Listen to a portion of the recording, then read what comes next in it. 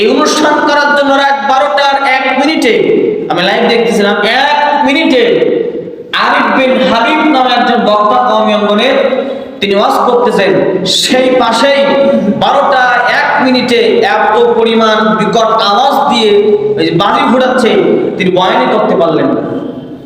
মুসলমান জাতির ঈমান কোথায়? কোরআন আগে না ওই বাজি আগে?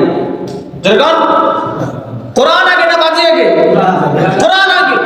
কোরআনের মাহফিল চলাকালীন ওই ব্যক্তি আতশবাজি ফুটাচ্ছে, বোঝা যাচ্ছে ও কোন ঈমানদার হতে পারে না, মুনাফিক, কাফের, বেঈমানের সমতুল্য। জয়গণ, ঠিক কিনা?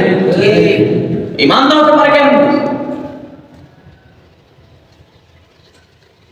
এখান থেকে অনেক মানুষ বাড়ি গিয়ে ভাত নিয়ে বসবে, সামনে টিপে নিয়ে বসবে। আমি কনফার্ম চ্যালেঞ্জ দিয়ে বলছি, টিপেও দেখবে, ভাতও খাবে। আছে না নাই? জোরে কার আছে না নাই?